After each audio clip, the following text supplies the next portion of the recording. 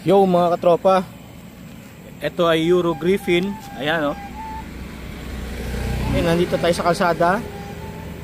Susubukan natin yung headlight nito, kung gaano siya kalakas, kasi naka-projector headlight na yan mga katropa. High and low, naka-projector yan, LED pa. So ngayon, merong nag-request sa atin kung gaano daw kalakas yung buga nitong Griffin, Euro Griffin 180. So ito mga katropa, tara at papailawin natin. Tsaka mamaya up speed natin to na walang kalaban. Alright. So ito mga katropa, yung buga ng headlight nya oh. Ito low pa lang to, low. To low, ayan oh. Mamaya 1, 2, 3. Ayan oh. Ayan mga tropa, yan yung low beam nya. Doon tayo mag-high beam mamaya, doon sa medyo madilim.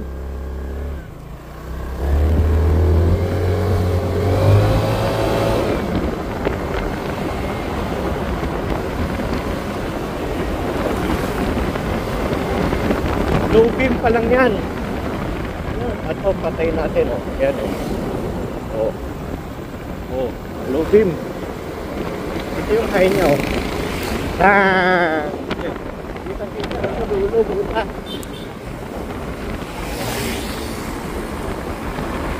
Ang malupit nito mga tropa, pag nilagay siguro to sa Aerox yung headlight nito, ewan ko lang kung plug and play ba or fit din ba siya sa Aerox version 2. Abangan natin kung merong magko-convert yan. Yung kagandahan nito mga tropa, ayun oh. Tingnan yung ilaw nya, ano, pantay yung level nya, as yung high nya, ayun. So ito mga tropa, ita-top speed natin yung Griffin oh. So ito yung ilaw nya, ito yung low beam, kasi nga naka-projector to kaya malakas. Tapos ito yung kanyang high beam. Bang, kitang kita mo yung ano dun oh, aso. Alright, so tara, top speed.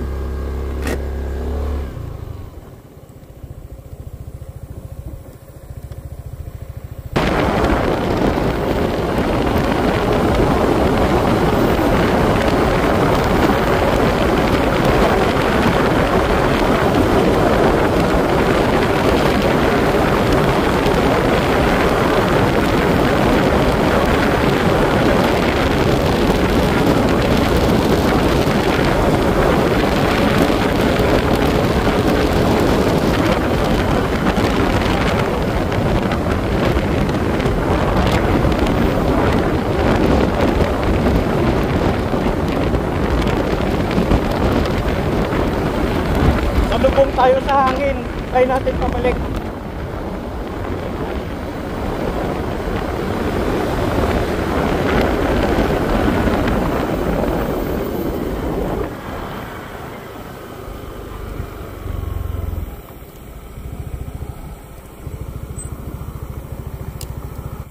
So eto mga tropa, ayan oh.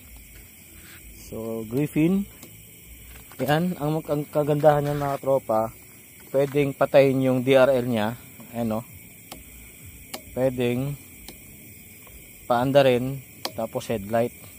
Kasi sa Aerox, kapag sinwitch mo yung susi, automatic iilaw yung ano, DRL. So eto, ayun ano, naka-projector yan. Tapos kung gustong patayin yung headlight at DRL lang, pwede rin.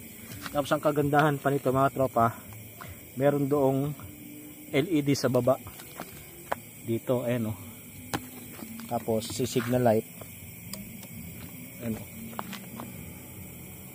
hiwalay siya, ayan, diba? Pwede rin yata itong ilipat sa Aerox, yung pinaka signal light nya dito. May kasamang DRL kasi kalahati DRL, kalahati signal light.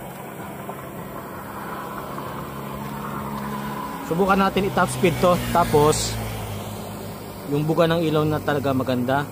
Hindi ko lang alam kung pwedeng ilipat ito sa Aerox. Siguro pwede naman, Kasi parehas naman yung itsura. Tapos yung DRL sa baba, pwede naman sigurong ilipat sa Aerox. Ayan yung kagandahan. Tara, subukan natin.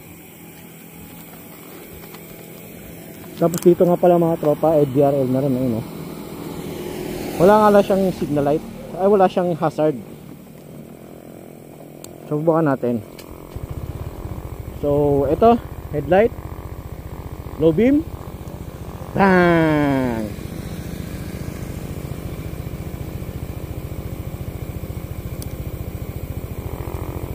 Bang! High beam. Yan yung low beam nya, high beam. So top speed tayo.